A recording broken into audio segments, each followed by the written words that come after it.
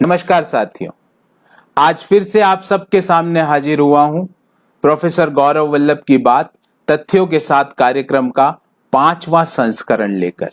साथियों, आज मैं आप सबके सामने LIC यानी भारतीय जीवन बीमा निगम का वित्तीय विश्लेषण करने वाला हूं।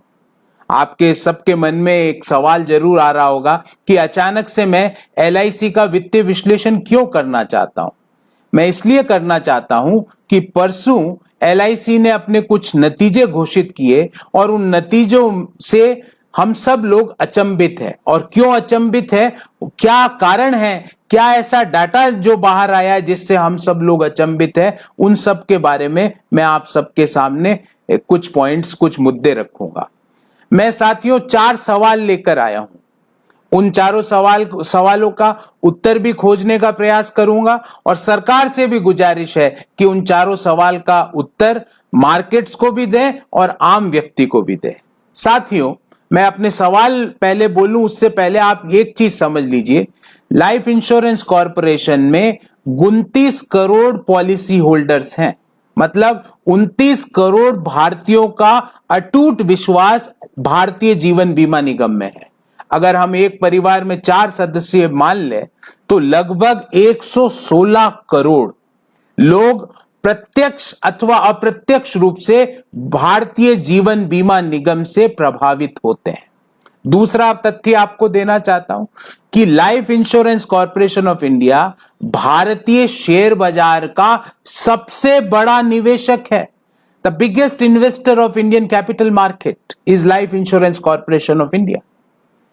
तो इन 2 तथ्यों को ध्यान में रख के पहला सवाल जो परसों के LIC के नतीजों के घोषणा के बाद आता है, यह है कि ऐसा क्यों हुआ और ऐसा क्या कारण थे कि जो लाइफ इंश्योरेंस कॉर्पोरेशन 2014 में जिसका नॉन परफॉर्मिंग एसेट 8,456 करोड़ रुपया था, वो 2019-20 में बढ़कर 36,694 करोड़ रुपया हो जाता है।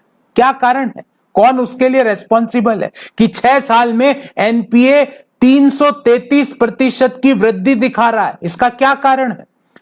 सवाल आपके मन में यह भी आएगा कि सर NPA तो बैंकों में होते हैं, बीमा कंपनी में NPA कैसे हो रहे हैं? आपको मैं बताऊं, LIC भी बड़ी कंपनियों को टर्म लोन्स देती है। Term loan means long term, लंबी अवधि के लोन।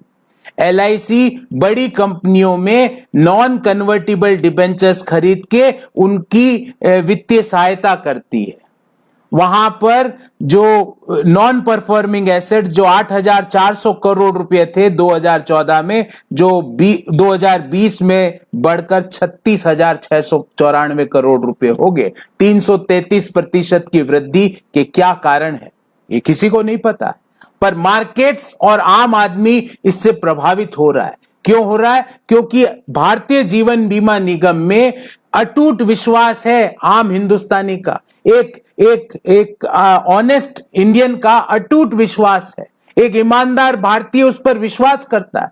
कौन निवेश करता, कौन पॉलिसी लेता है जीवन बीमा निगम में? आप जैसे लोग, मेरे जैसे लोग, किसान लोग, जिनके पास बहुत बड़ी रकम नहीं है निवेश करने के लिए। वो कुछ पैसा लगाती है LIC की पॉलिसी में, ये सोच के कि लाइफ भी इंश्योर हो जाएगी और कुछ रिटर्न भी मिल जाएगा अगर कोई आपदा या कोई मिस हैपनिंग नहीं हुई तो 29 करोड़ पॉलिसी होल्डर्स है उसके अंदर। उसका NPA जो 2.44% था, NPA 2.44% था 2014 में, वो बढ़ के 8.17% 2020 31 मार्च को क्यों हो गया?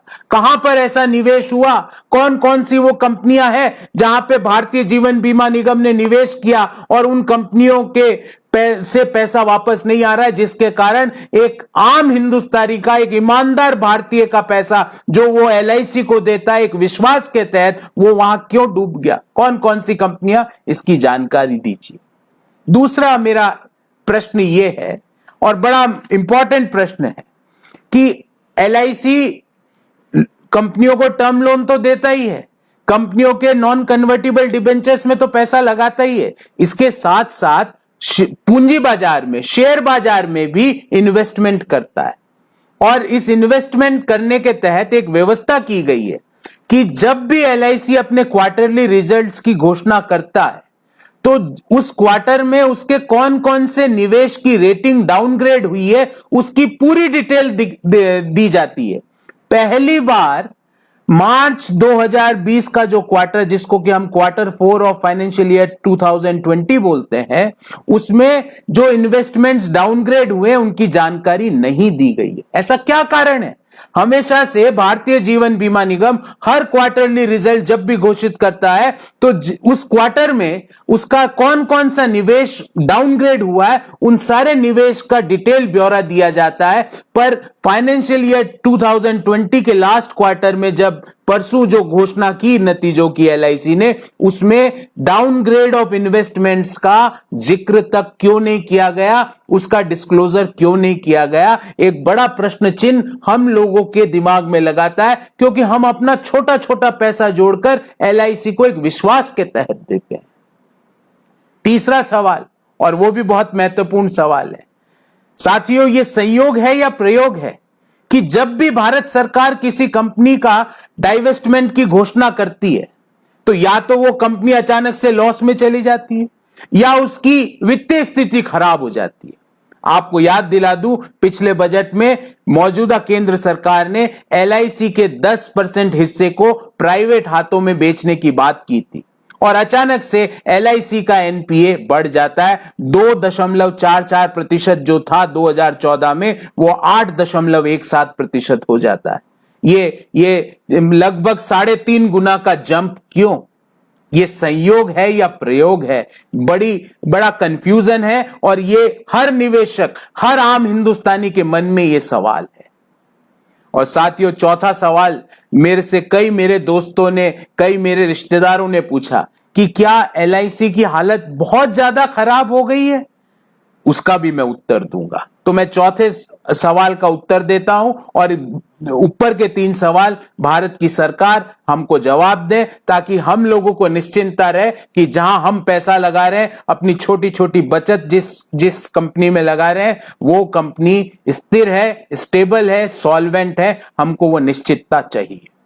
साथियों, आप सबके मन में ये डाटा सुन के एनपीएस जिस तरह से 3.5 गुना की वृद्धि हो जाती है, आपके मन में यह भी प्रश्न हुआ कि डाउनग्रेड ऑफ इन्वेस्टमेंट्स का ब्यौरा क्यों नहीं दिया एलआईसी ने लास्ट क्वार्टर का। आपके मन में यह भी सवाल आया कि जब भी कंपनी की हिस्सेदारी बेचने का और सार्वजनिक क्षेत्र की कंपनी की हिस्सेदारी बेचने का भारत सरकार निर्णय ले ले तो अचानक से वो कंपनी की वित्तीय खराब क्यों हो जाती है। इन सब का उत्तर, कोई निश्चित उत्तर किसी के पास नहीं है। पर चौथे सवाल का मैं अपनी ओर से एज ए इकोनॉमिस्ट आपको उत्तर देना चाहता हूं। देखिए, एलआईसी का एनपीए निश्चित रूप से 8,000 करोड़ से 36,000 करोड़ 6 साल में हुआ है, तो इसका प्रभाव हमारी पॉलिसी के रिटर्न में आएगा। ऐसा मैं नहीं कह सकता और कोई भी आदमी नहीं कह सकता कि कोई प्रभाव नहीं आएगा। पर शॉर्ट टर्म में इसका इंपैक्ट मुझे लगता है कि कुछ नहीं होगा, पर मीडियम टर्म और लॉन्ग टर्म में जो हमारी पॉलिसी के रिटर्न्स होते हैं, उसका इंपैक्ट, जो ये एनपीएस है, उसका रिटर्न पर इंपैक्ट निश्चित रूप से आएगा। कई लोगों ने मुझसे ये पूछा कि एलआईसी स्टेबल तो है। मेरे को ऐसा लगता है कि शॉर्ट टर्म में एलआईसी स्टेबल है। आज की तारीख में एलआईसी को कोई सॉल्वेंसी का खतरा नहीं है, पर रिटर्न्स जो हमें हमारी जो छोटी छोटी बचत हम पॉलिसी खरीदते हैं, उसमें हमें जो रिटर्न मिलता है, वो रिटर्न्स में कमी की एक्सपेक्टेशन मीडियम टर्म और लॉन्ग टर्म में आप जरूर करिए। मैं आपको ये जरूर कहूंगा कि आपकी जो भी पॉलिसी हो एलआईसी में, उसको वॉच करिए, उसको इग्नोर मत कीजिए, क्योंकि एक तरफ तो डाउनग्रेड ऑफ इन्वेस्टमेंट, जो कि एलआईसी एक बड़ा अपना जो पैसा हम सब लोगों से कलेक्ट करता है, उसका एक बड़ा भाग इन्वेस्टमेंट करता है, और डाउनग्रेड ऑफ इन्वेस्टमेंट का ब्यौरा क्वार्टर 4 ऑफ फाइनेंशियल ईयर 2020 का नहीं दिया गया, जबकि पहले हर क्वार्टर का दिया जाता था। तो एक प्रश्न चिन्ह जरूर लगता है। जब एनपी 8,000 से 36,000 करोड़ रुपए हो जाते हैं, प्रश्न चिन्ह जरूर लगता है। तो मीडियम टर्म और लॉन्ग टर्म के रिटर्न्स में जरूर कटौती होगी। इन सब डाटा को देखते हुए मैं निश्चित रूप से कह सकता हूं, पर as far as the short term solvency of LIC is concern, means निकट भविष्य में LIC सॉल्वेंट है, इससे अभी निकट एक इमीडिएटली घबराने की कोई जरूरत नहीं है। तो साथियों, मुझे लगा कि मैं इस इंपॉर्टेंट मुद्दे पर आप सब लोगों से अपनी बात साझा करूं, क्योंकि यह मुद्दा हम सबके जीवन से जुड़ा हुआ है। हमारी छोटी छोटी बचतें भारतीय जीवन बीमा निगम की पॉलिसी के रूप में लगी हुई है।